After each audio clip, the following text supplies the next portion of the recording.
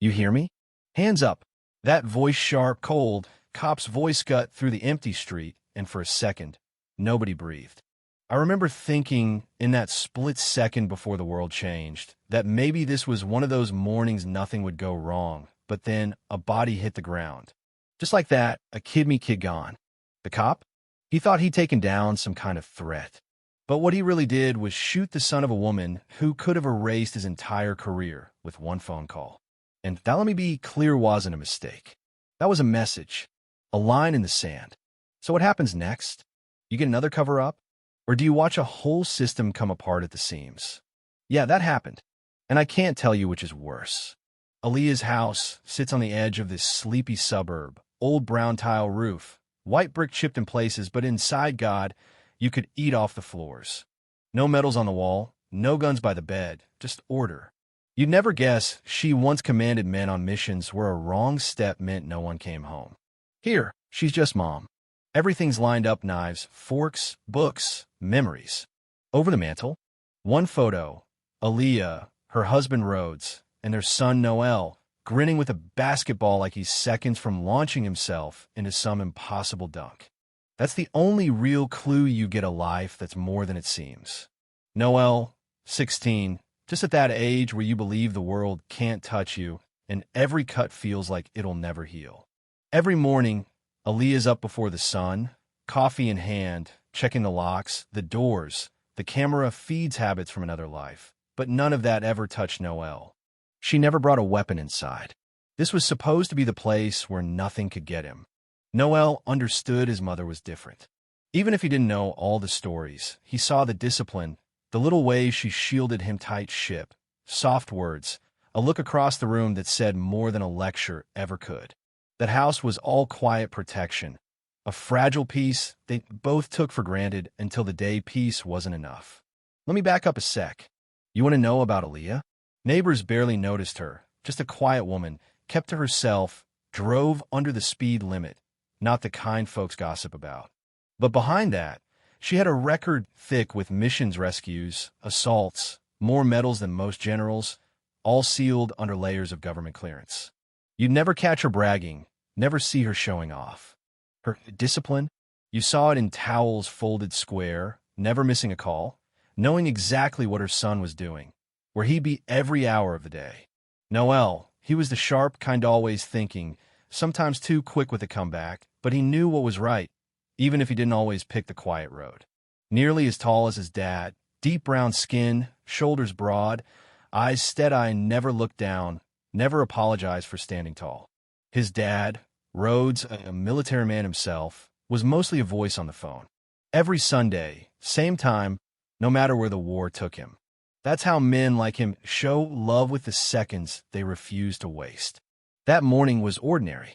Noel leaves the house just past 8, basketball in his hand, water bottle, headphones hanging off one ear, black bracelet on his wrist, never took it off since 6th grade. His mom fixes his collar, give that half smile, closes the door. He heads to the court at the edge of the neighborhood, the place every kid knows. No coaches, no teams, just the sound of the rim and the echo of sneakers. He's alone, but he doesn't mind. That quiet, that's when he feels most himself. You know what I mean? He wasn't running from anything, just walking toward the day. Wind scraping the old fence. Morning sun on his back, drops his bag, tries a shot, misses, laughs at himself. He's 16, he's alive, and for a minute, there's nothing in his chest but peace. And then comes that low rumble.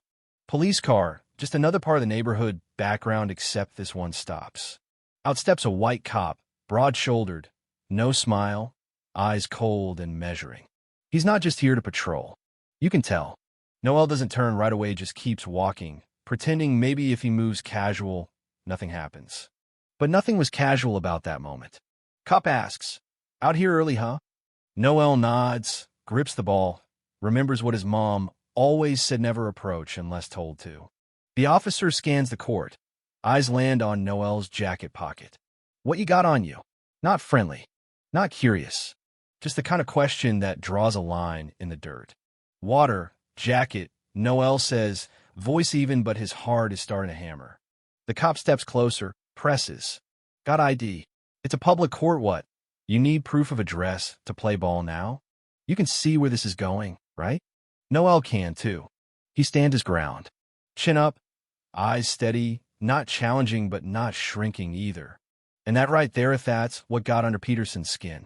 Not the hoodie, not the ball, just the fact that a kid didn't act afraid. Peterson, yeah. That's the name on the badge, closes the space. Hands up, he barks. Noel doesn't flinch, doesn't scream, just doesn't move. Maybe it's pride. Maybe it's disbelief. Maybe it's just a 16-year-old who's tired of living in a world where his skin is all it takes for someone with a badge to feel threatened. But he stands there, silent. Peterson's hand drops to the holster. You hear me, the cop says, voice sharp as broken glass. And then, so fast you almost miss it, he draws. One shot, no warning, no last chance, just a bang that splits the morning open. Noel falls. No cry, no plea. Just the ball rolling, tapping his shoe, then spinning off into the dust. The cop stands over him, motionless, face blank. No panique, no regret. Just a man who thinks he did what needed doing. No cameras, no bystanders. Only the sun throwing the cop's shadow long and thin across the empty court. At 8:54, Aaliyah gets the call, dry voice, script in hand. Your son's been shot resisting lawful orders. It's like time slows down. She doesn't remember getting in the car, only that she's there, racing through red lights, heart pounding. When she arrives, yellow tape, 2 officers, and in the center, Noel gray hoodie, arm curled, blood soaking the fabric where the bullet passed through.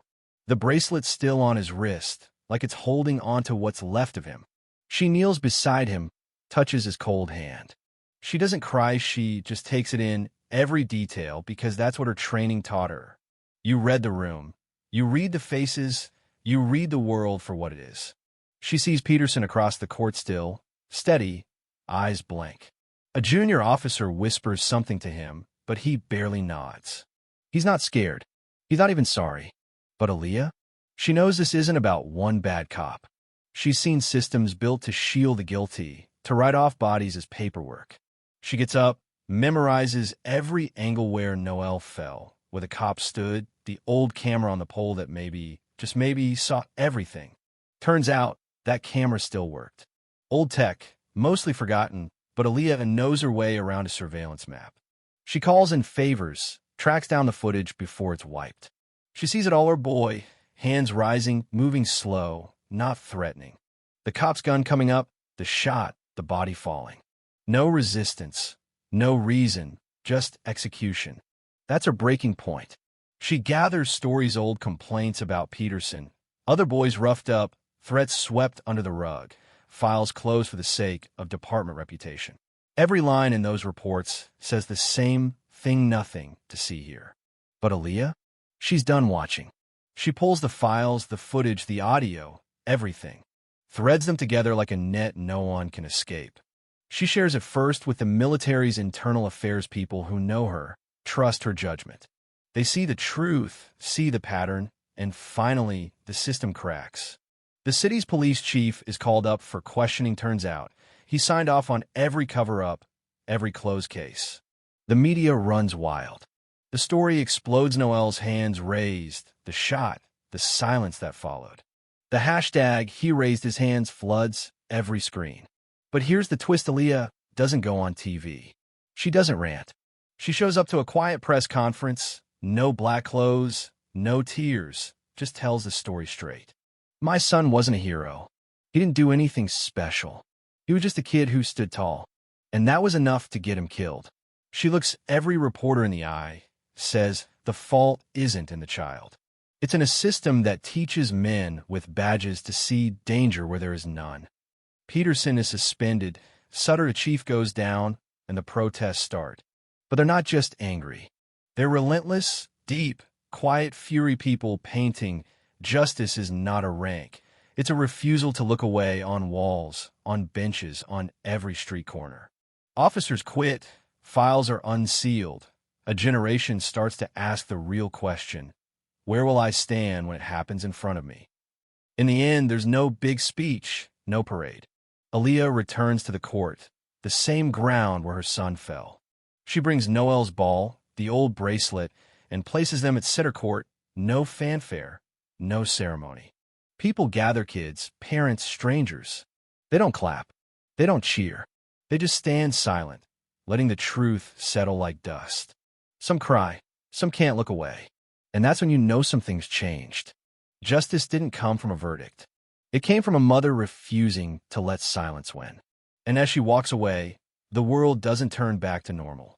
It's different now, cracked open, full of questions that won't close.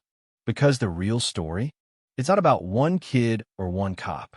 It's about everyone who ever looked away and everyone who ever decided, not this time. So now I gotta ask you, where do you stand? Is justice the law, or is it the moment you refuse to stay silent? Drop your thoughts below. Right or wrong? Justice, or just another cover-up? Don't let this story end here. Speak up. Tell me what you think justice should look like, and let's see who's brave enough to watch when the truth steps into the light.